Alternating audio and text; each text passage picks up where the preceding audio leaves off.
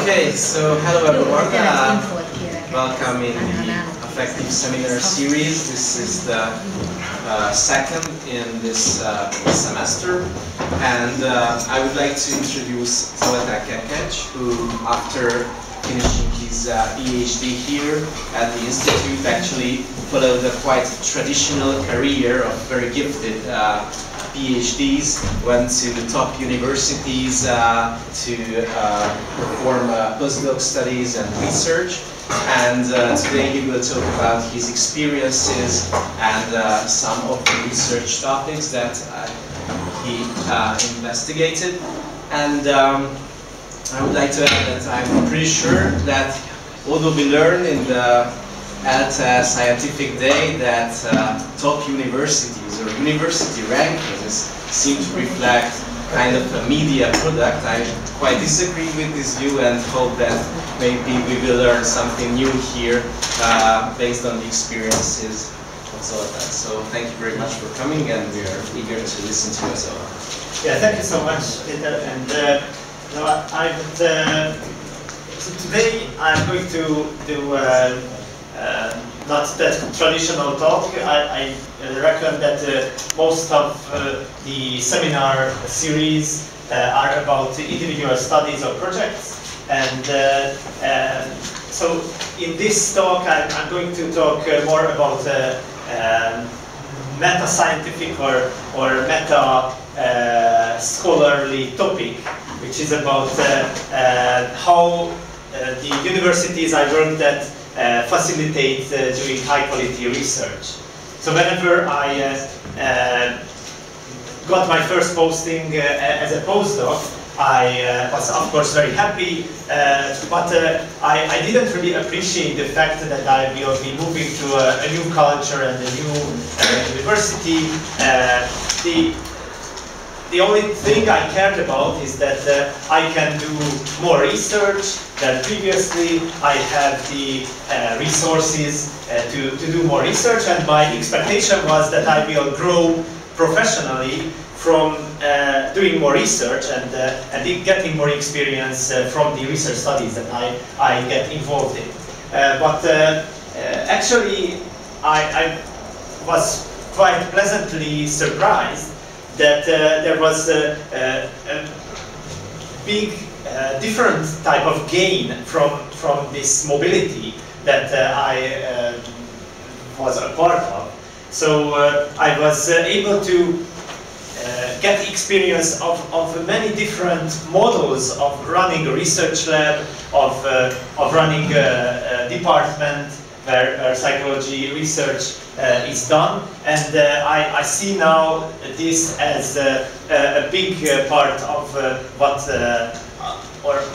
how I gained from my postdoc experiences. So that's why I wanted to share some of these experiences with you all.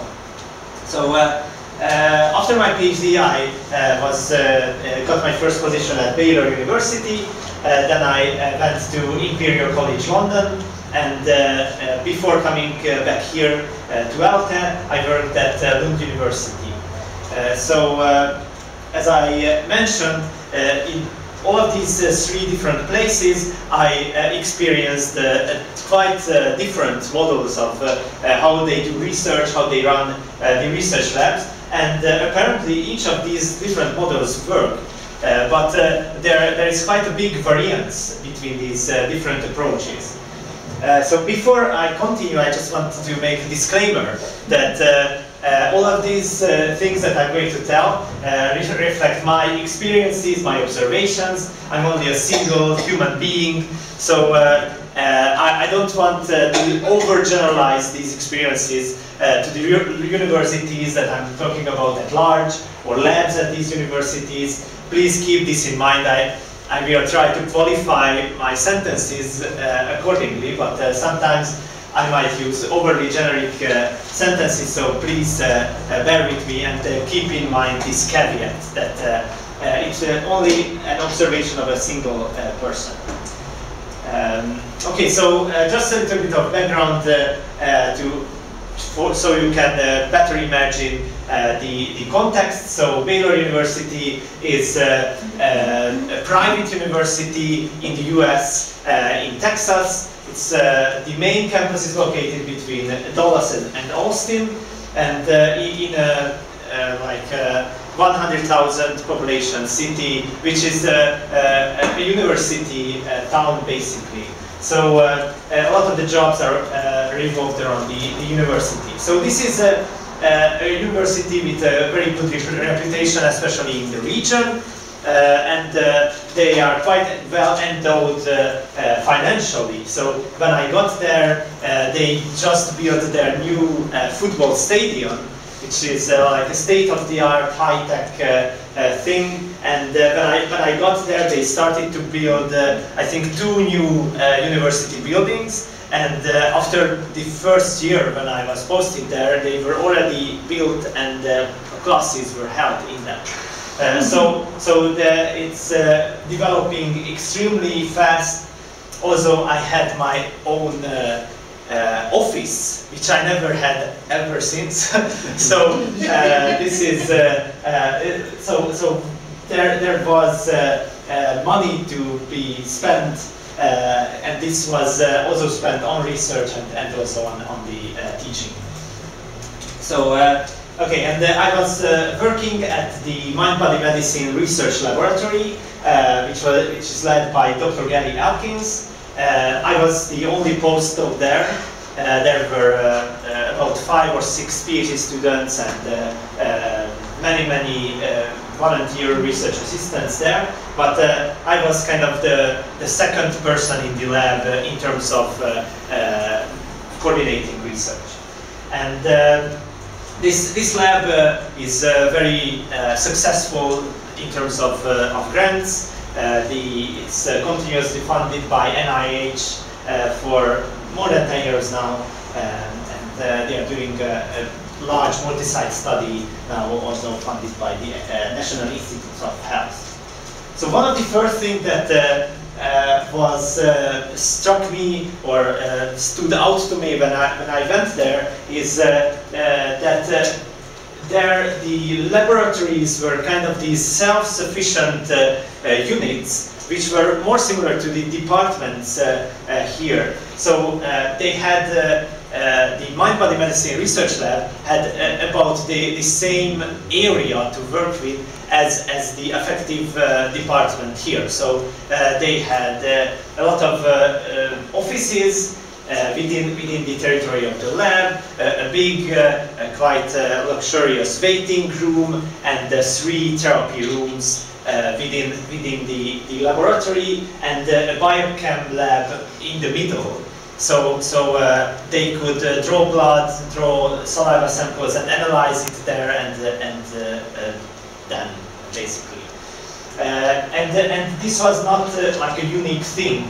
The other laboratories also had their own self-sufficient little domains, and this is supported by the university by giving kick-off funds to the new faculty who get there, and they can build basically a well-stocked laboratory to get, as a get-go, to get better chances of external funding as well. The other thing was that so the lab worked as a small research factory. So when I went into the room or the open space office of the PhD students, there was a big whiteboard there with all the projects that are running right now, and there were the different stages of the projects were recognized there, with also the deadlines that are upcoming. And so this was quite a motivating site for me, that this lab takes research and research products very seriously. Every day when you get in, you are faced with your promises and deadlines, and what are we all working toward every day. So the build-up of the lab was also different than what I was used to coming from here. So the PI's main responsibility, so the principal investigator's main responsibility, was to ensure the continuous funding, research funding of the lab. So that was seen as his main goal. And also, when there was a funded project, that he took the main responsibility of kind of making true on the promises that we made for the funded projects. But he didn't really delve into the details of the projects themselves. So he was more thinking on the higher level, and always thinking about funding, getting collaborators, and writing the grant proposals himself to a large extent. He was, and this was only possible because he was a very good leader. So he just put ideas into heads and let the person go. And the person carried out that task as if that task was his purpose in life. And I got into some conflicts with Gary Atkins sometimes, because so I came from a place where the boss tells you what to do, and there is kind of no disagreement about it.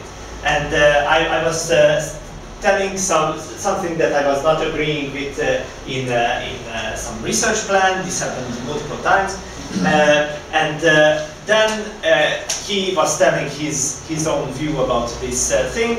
And then at the point we got to an impasse where I saw that I can't really convince him, and he cannot really convince me. So okay, I will just do what you say because you're the boss.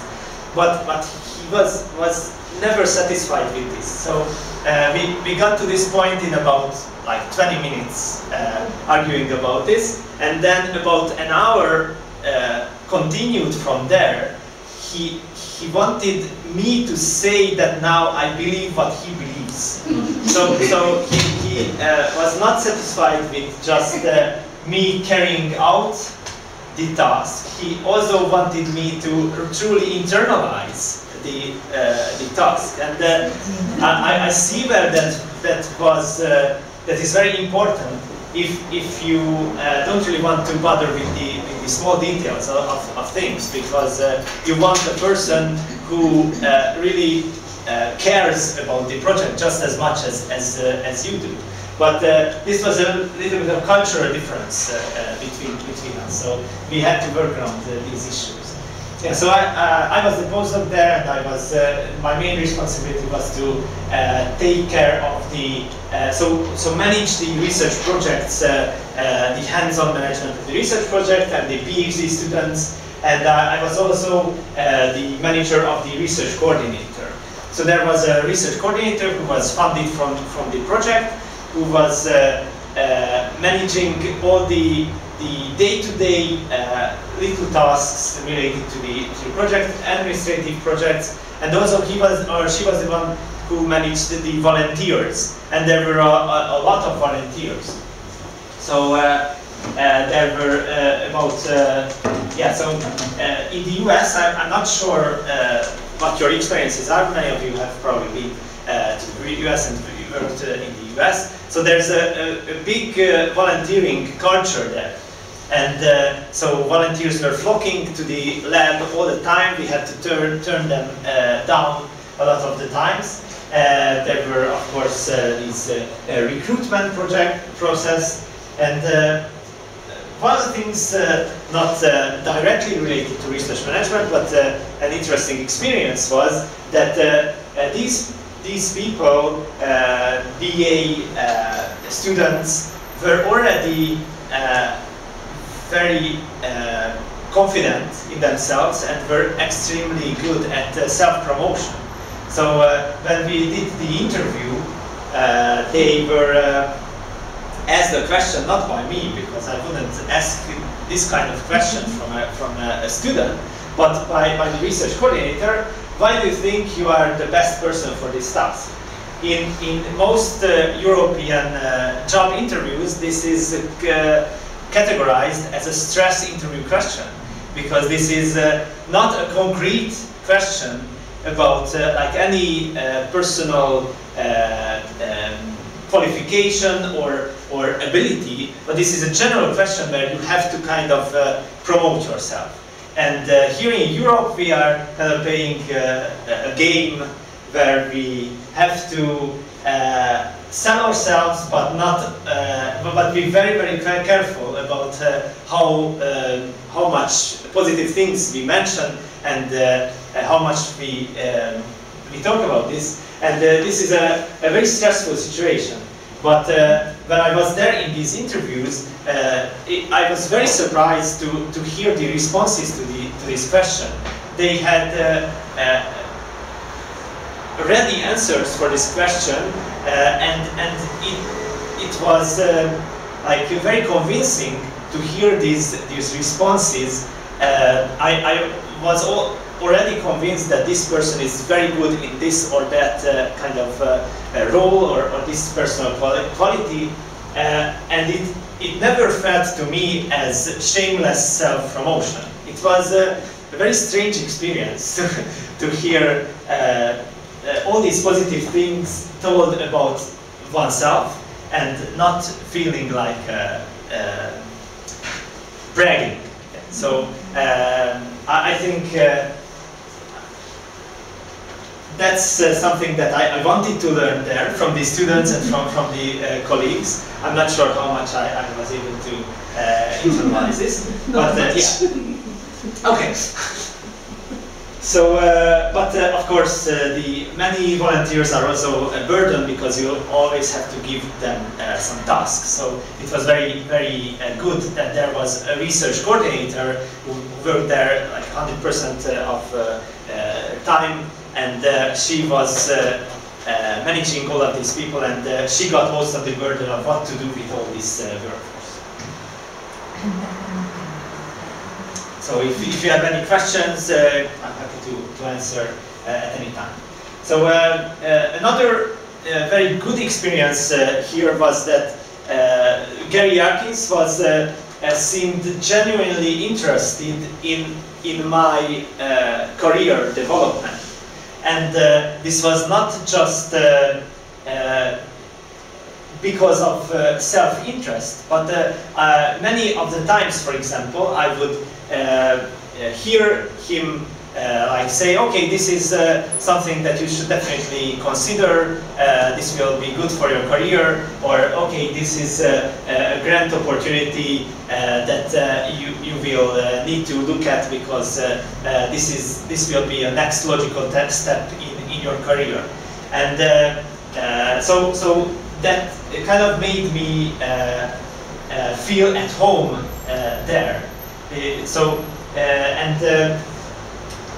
He gave me a lot of career advice about funding, and he was promoting me in the society, the research society.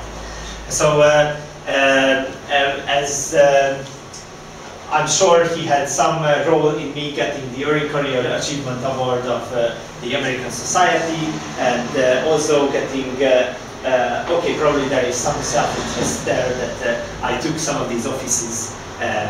But yeah, so that was another experience for me that I took home with me, that caring about the career of your students and your co-workers will make them feel at home, and make them feel that they want to give back.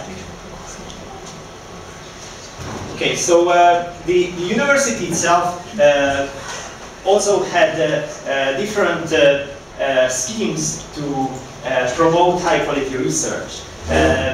For example, I already talked about the kick-off funds for the new faculty, and they also had various internal research grant opportunities, which helped to kick off early research projects so that they would have a better chance of being funded because they already have some preliminary results.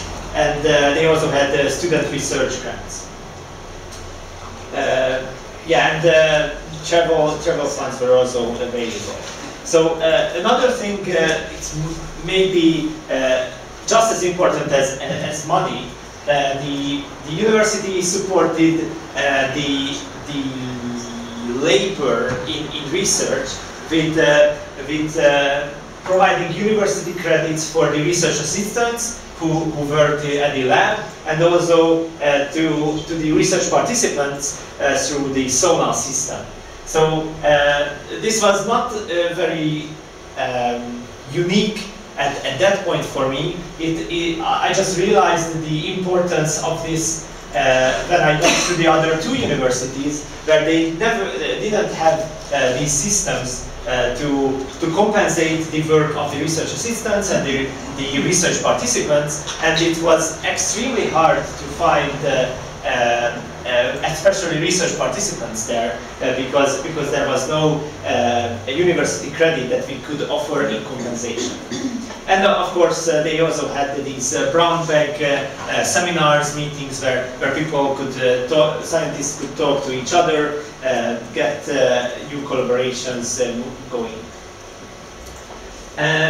One of the unique things about the Baylor lab, the mind body medicine lab, was the importance of the training of the research staff. So, of course, I already experienced training of research volunteers, research staff before, but here this was brought to a whole new level. So, for example, in the research lab, in the mind body medicine research lab, the research volunteers, the students are allowed to do the hypnotizability tests for the research studies. And they have to go through an about 40-hour training to be able to do that with a lot of practice supervised by Dr. Atkins. And then they had to submit a video recording of one of their last sessions that they did a hypnotizability assessment session. And Dr. Atkins would give feedback and also assess whether they are ready to deliver it in a real live research setting or not. And if not, they had to continue the training. So this was also utilized in every other study. For example, in the study where the main NIH-funded study at the time was we gave hypnosis intervention for people with sleep disturbance. And so one of the arms of the study was a remote kind of therapy where people got a self-hypnosis audio recording, and they kept in contact with the therapist weekly via telephone. And so the telephone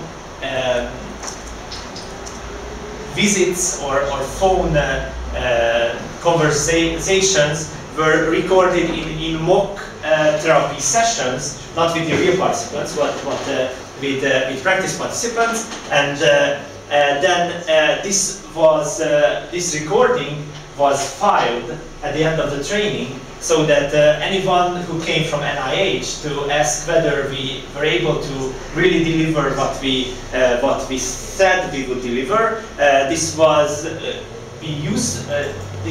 to be used as evidence of high quality therapy or intervention. So to prove intervention fidelity.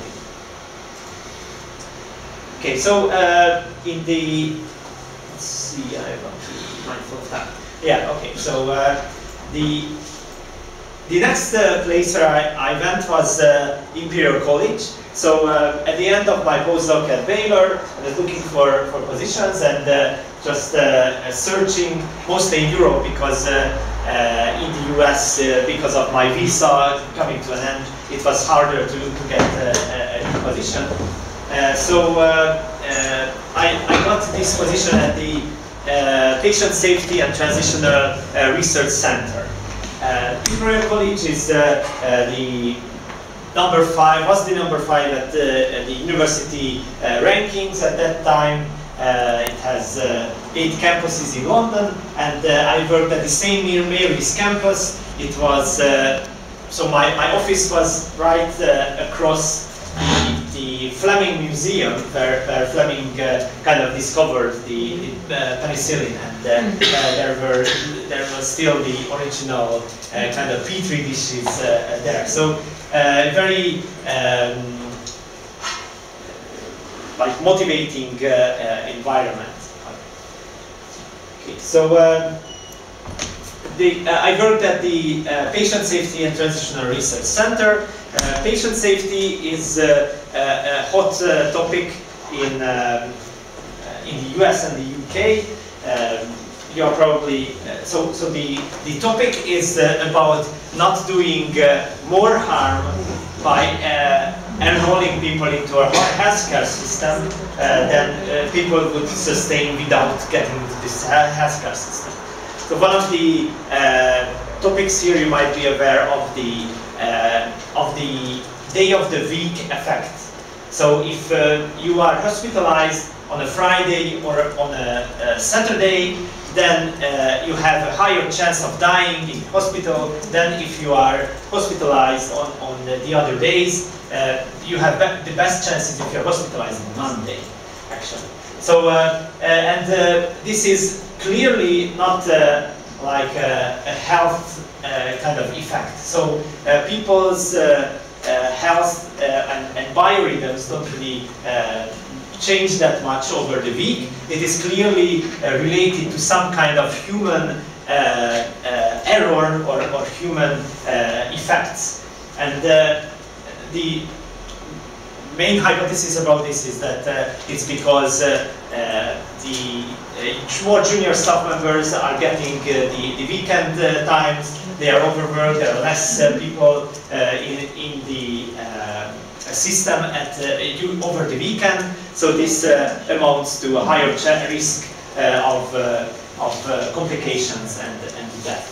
So at the time when I was working there, they were experimenting with a new system in London for not having any special time for a weekend for doctors. So it was called the 7-day work week system for doctors, and if it goes well, then it will be extended to the whole UK.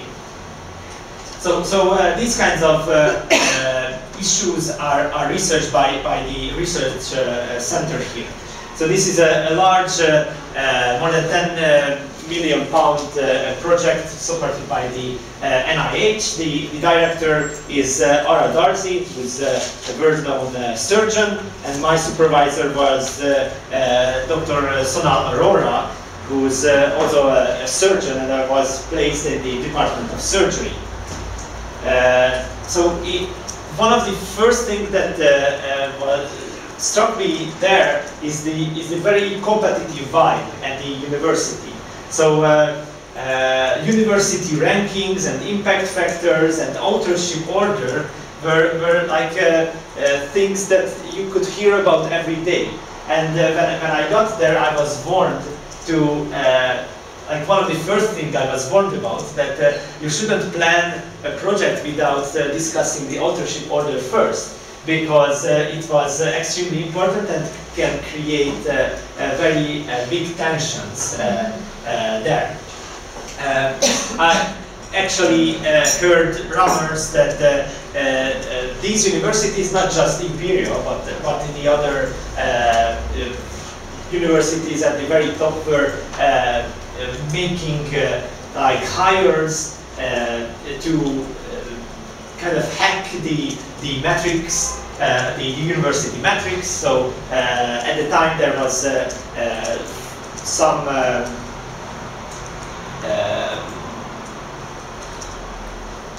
so the metrics were calculated based on a specific type of publication, and 6 new hires were immediately made with researchers who had those specific types of publication at the same time when this this information kind of leaked about how the metrics will be calculated. So the universities are very conscious about these kind of things in these top universities. This also resulted in a kind of competitive attitude within the labs as well. And there was one time where I was talking with a senior researcher, and I realized that he had a very similar new idea that I heard another senior researcher had, and I told him that they should work together. So it would be natural to pool their resources and work on this topic together. And we were not alone, we were like 4 here, and he told me straight out that he will never do that, because that would decrease his competitive edge over that other researcher who was working at the same department and actually at the same research center.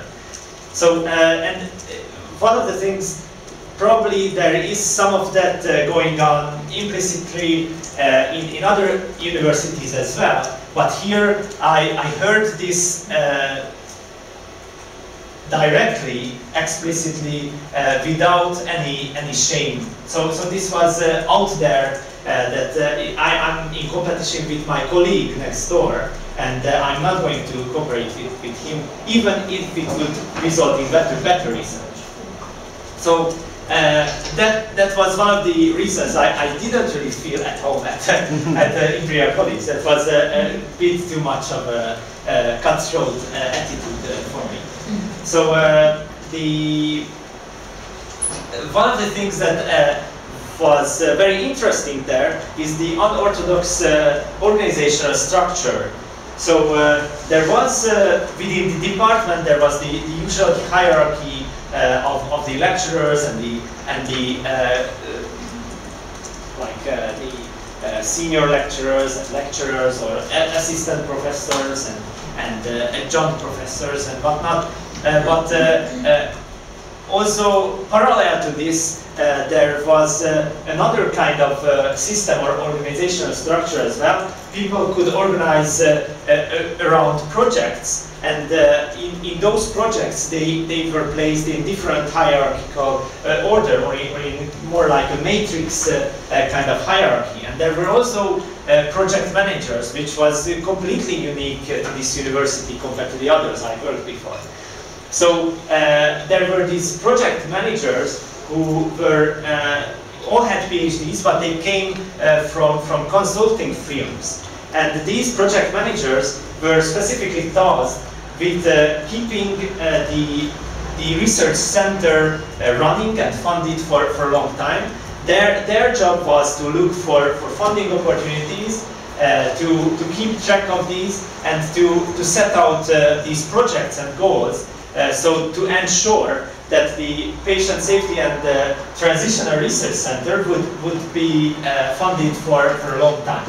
So the researchers themselves could actually concentrate more on the actual research instead of having to worry about how they secure the next grant. So this was quite unique, and I don't know if any other universities had this, or at least I didn't experience this.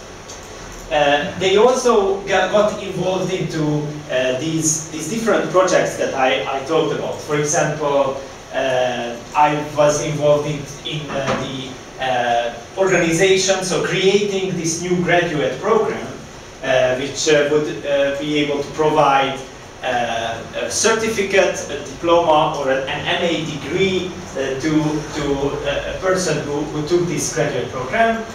This was about patient safety. And so the project managers were managing this project as well, making sure that we kept the deadlines. So they were really on top of their games in making sure that the projects at the university were going as planned and they were not lagging behind. Yeah, but because of these projects and because of this large research center, the boundaries between the labs were much less defined. People were more scattered and also building-wise. So I didn't really meet all of the people that in the time that I was there who were working on the same research theme that I was. So basically the same research lab. And at Imperial there was no volunteering culture at all. So no volunteer research assistants were working in the center. And when I told them that at Baylor we had all these volunteers, this came as like a revelation to them that okay, this might be a good idea. We might advertise this among the students, and we might get some people who are interested in research. So it seemed to me that they didn't really think about this before. So everyone was paid employee. Yeah. So the career management was for postdocs. Was centralized here, so I didn't really get much help from my supervisor, and she actually was hard to reach sometimes for weeks.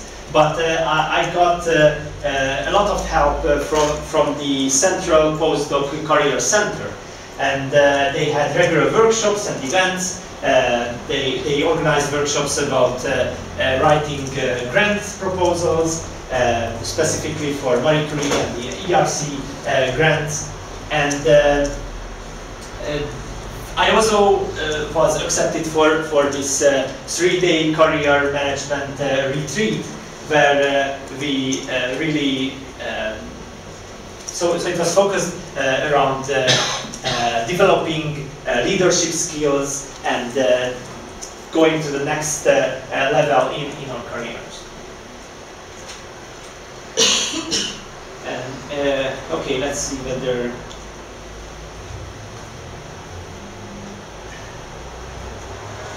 yeah. So maybe in relation to the promotion of high quality research, they had very similar things as I experienced at Baylor and here at ELTE. So there is travel support, seminars and workshops were regular. Maybe one different thing was that so these workshops and seminars at Imperial were always organized with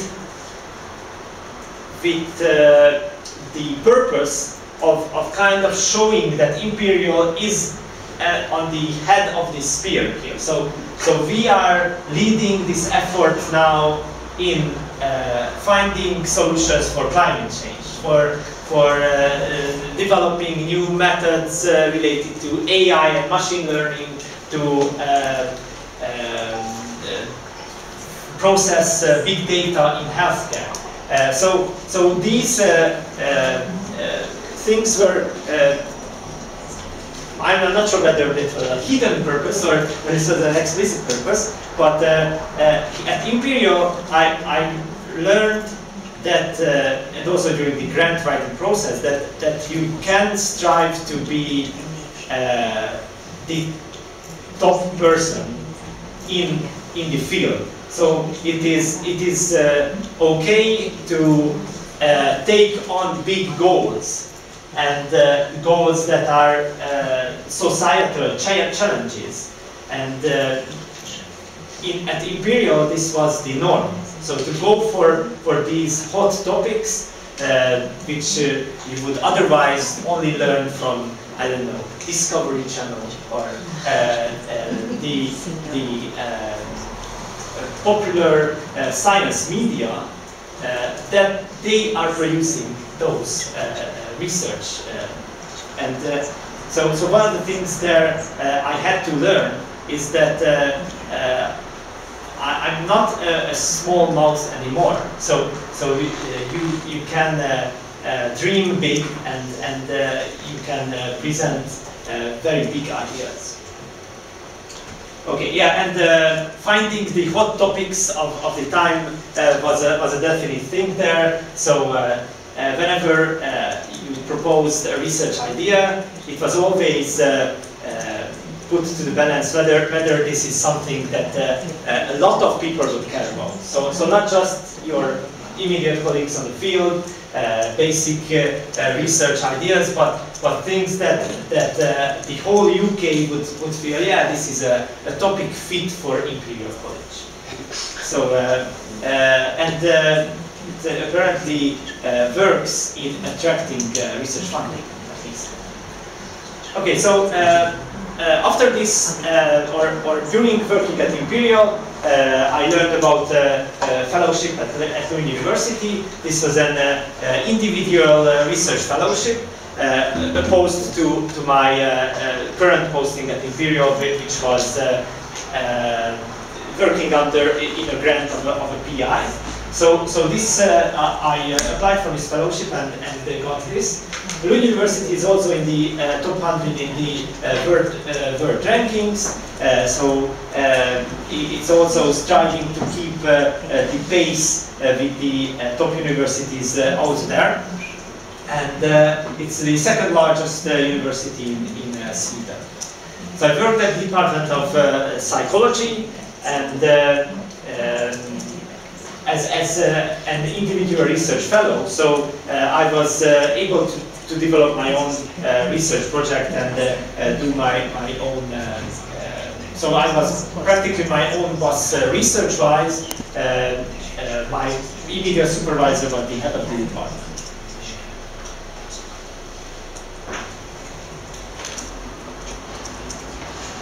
So here it was back to a more familiar European kind of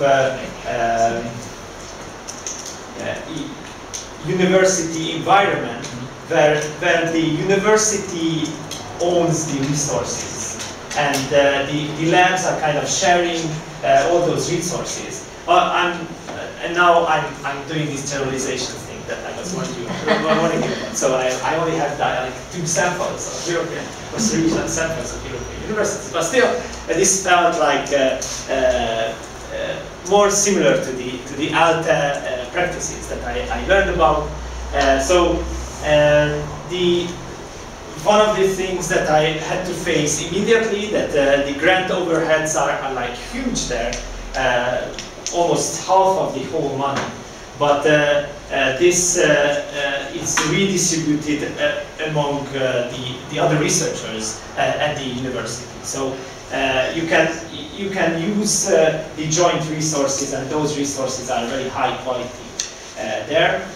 When I said that I have my own external grant from the Baylor Foundation, and I also mentioned that they don't allow for any overhead, they practically asked me not to bring that over to Lund University, because then the department would have to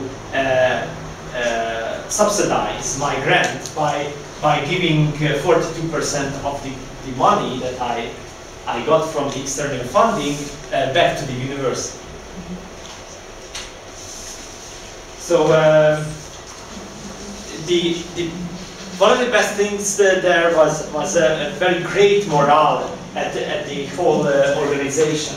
So when I got there, it was the exact contrast or opposite of what I learned at the Imperial College. When I got there was an open position at the department, and people who were applying for the same position were reviewing each other's applications and giving feedback about each other's application. So practically helping their competitors during this time. There was a very transparent and kind of democratic process of running the department. So, and the department is actually a whole institute of psychology there. So it is kind of similar to the Izabella here. It's not like the affective psychology department. The departments here are called divisions there. So there were bi-monthly meetings, every issue was discussed, and people had, if not a voting right, but definitely commenting right to every issue. Everybody was invited to this meeting, including to the PhD students and also the student representatives. I'm not sure this is like a Lund University specialty. It's more like a Swedish culture kind of thing, where they I learned that in Sweden, for example, they include the high school students in city politics as well, because the city will be their city when they grow up, and all the developments would be there to their benefit, not the old white-haired people benefits who make the calls in most other countries about these. Okay, so there was a lunchroom, and the people were usually doing their lunch there, or eating their lunch there. So there was very good conversation always about new research or just personal stuff. And also one of the important things that I found there was that the admin staff was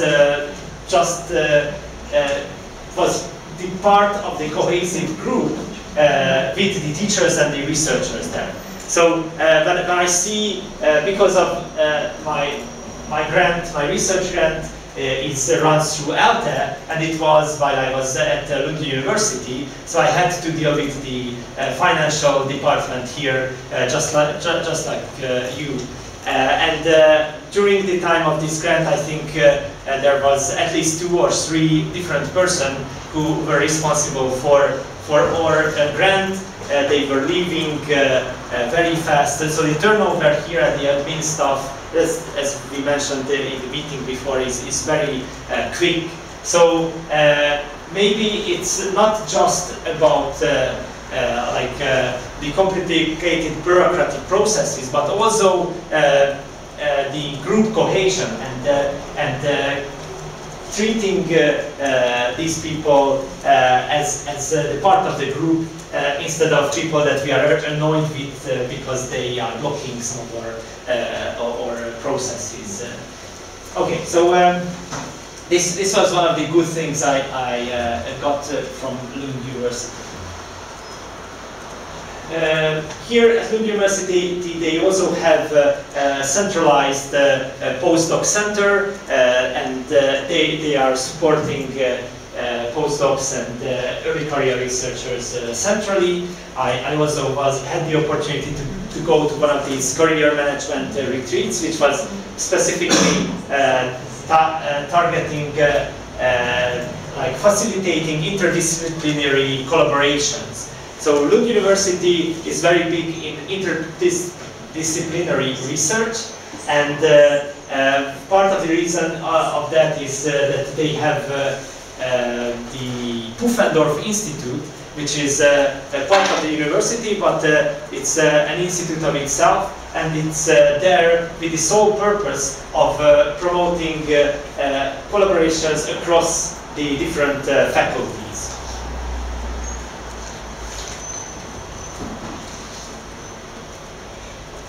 Yeah, I'm starting to talk about the Pufendorf Institute now. So the Pufendorf Institute has these grant calls where at least 3 different faculties, which is So like the science faculty, engineering, faculty of engineering, faculty of medicine. So this is what I mean by saying faculty. So at least 3 or more different faculties need to collaborate together to get these research grants. They have smaller and larger grants. The smaller grants are called advanced study groups, where it's literally people with the same interest from these different faculties can come together and study this topic together. It's more designed for people with a PhD, not for students, so not study in the sense of learning. Okay, and the other type of grant opportunity they have is these themes. And I wanted to get one of these grants. I didn't end up getting it, but just the process of organizing this collaboration across the faculties, just preparing for the grant, started this whole collaboration. So having this small number of grants out there, they have already achieved their goal of getting all these people connected with each other, and they are working together to get this research going. Okay.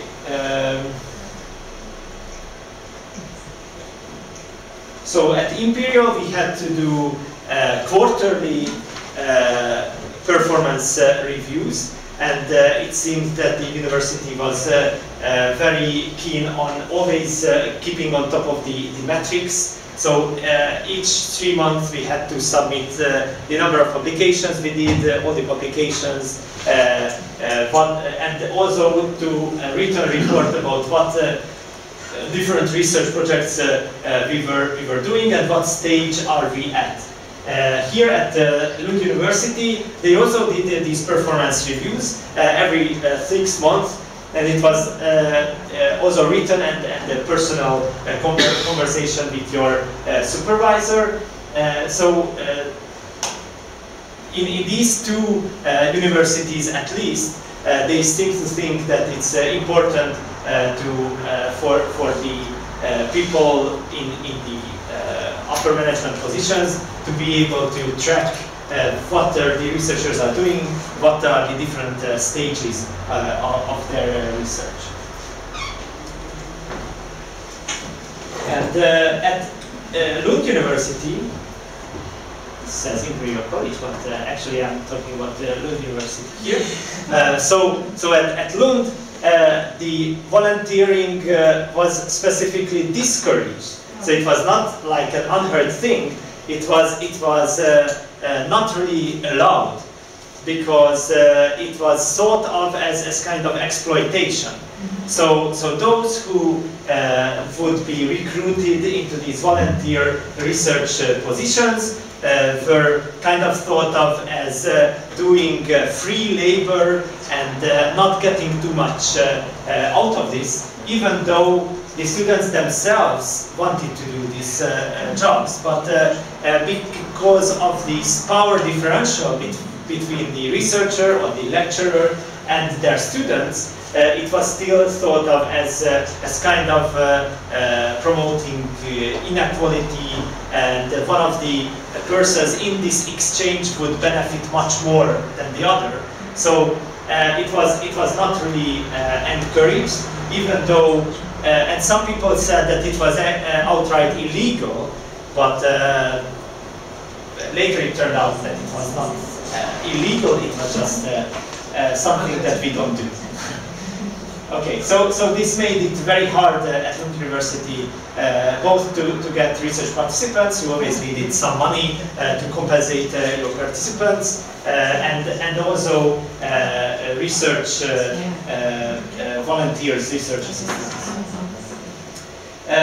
Lund University was also keen on promoting, getting on the hot topics of society. So climate change, dark matter, dark energy, migration were extremely important topics, and specific internal grants were targeting these societal issues. Dark matter in dark energy is not a societal issue, but maybe a hot topic. It can be called a hot topic in science.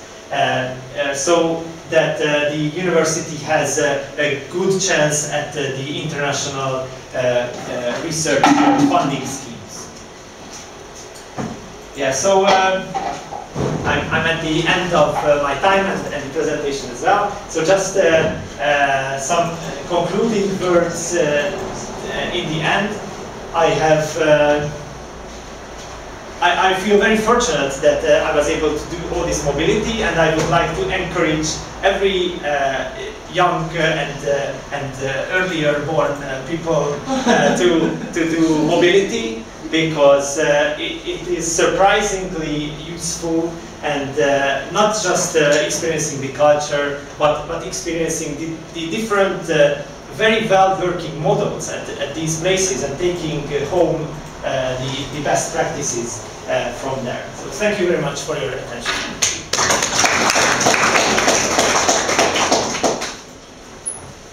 Okay, Tamás, you were first. Yes, thanks.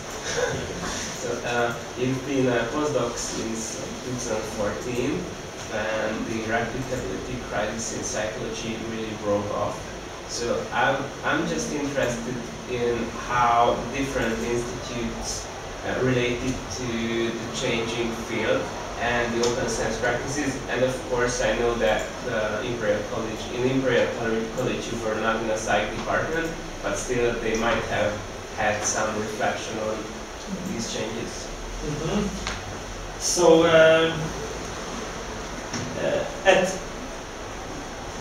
at Baylor, I felt that they were not really familiar with these ideas, but they seemed kind of open to them. And this was more in my lab, so I really didn't have that much contact with other PIs, so I'm not sure what the other PIs were thinking. But definitely the students, PhDs, and the head of the department there was not very familiar with these issues, but that was the early years of it. And then at Imperial, it was a completely different environment with the medical department, so medical faculty.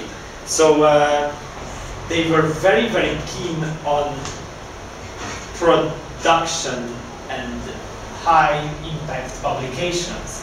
And it seems to me that they are willing to even forego some ethical boundaries just to get there. So it is, it was my perception that they were thinking about these new developments as a kind of a nuisance. And at Lund University, there was at least one person who was a big promoter of the reformist movement, and everybody was kind of aware of the main issues, if not everything. So, but as you said, we also have to be aware of the time. So I started at Baylor, where it was kind of unknown, and then at Imperial they knew about it, but it was kind of a new sense. And then we got to learn it was a clear positive thing. But this is also the progression in time, and the increase in the power and the influence of the reformist movement as well. So I'm not sure about what they are thinking now. I think I keep in contact with Gary Atkins, and he's more and more open for these. I'm one of the associate editors or consulting editors for the International Journal of Clinical and Experimental Hypnosis, where he is the editor, the editor-in-chief. And so I mentioned to him that we need some ready places where people can post their data, so repositories, and he was very open and inquiring about which are the specific repositories that I would recommend, and what should be put to the website so that people know what to do there. So it's I think his views are also evolving in this. What did you want to ask, Balázs? Yeah, firstly, I wanted to say thank you for this very interesting summary. And I think it's a great asset to the institute that you came back. And it shows that we should let people go and they come back with their knowledge. If we keep them back and just get very frustrated. And one question is, what do you see that all of those experiences and knowledge that we gathered in these institutes, what would be realistic to change here that from those practices? So, yeah, that's a very good, very good question. So some of the things that don't require money, we could definitely do, and some that requires money, we should promote for the leadership. So, for example, what you did, Balázs, with the course for the research assistants and the research participation, that's I think a very good thing to promote a big productivity, at least. Yeah, so that's one of the things that we already do here.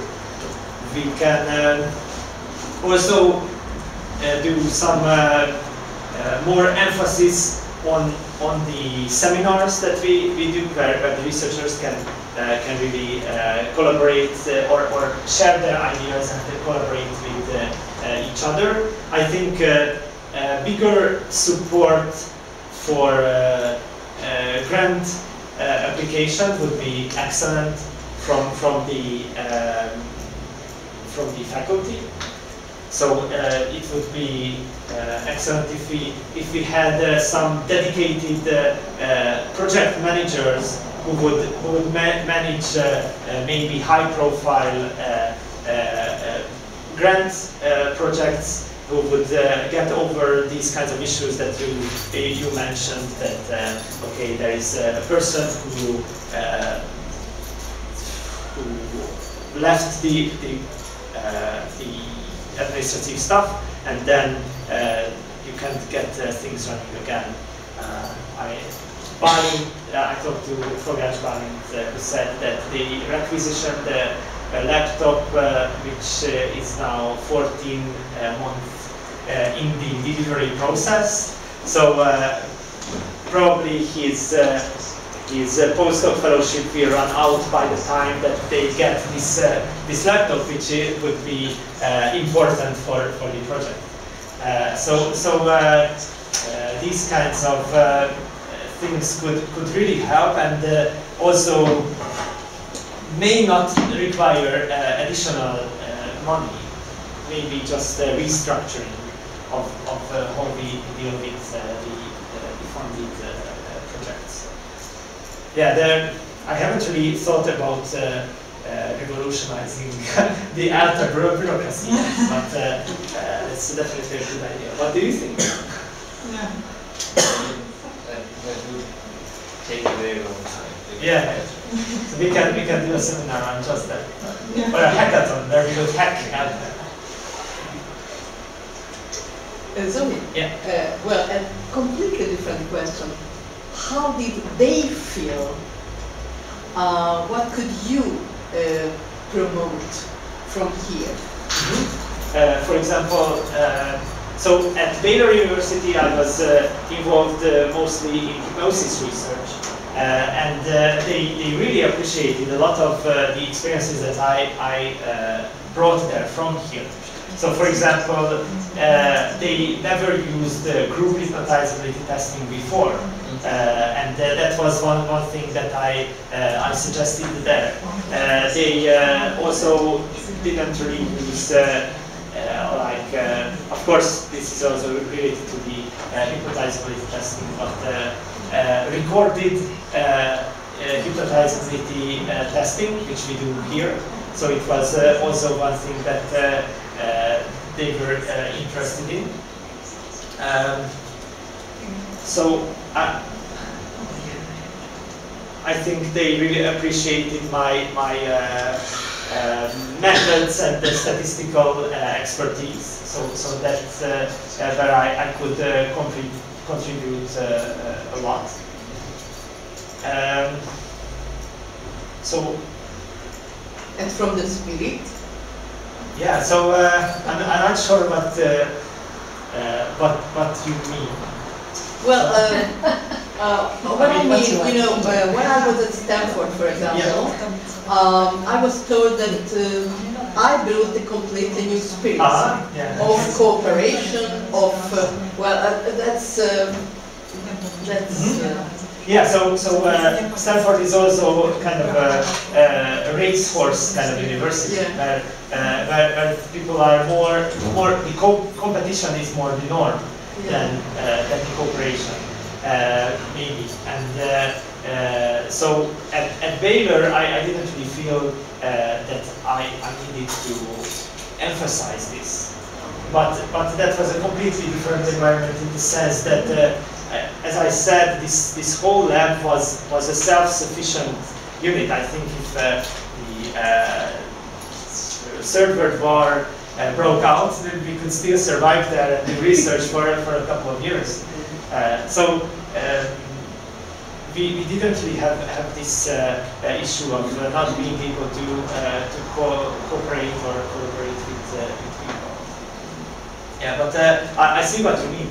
They of course liked the new blood that I brought into the bloodstream of the department.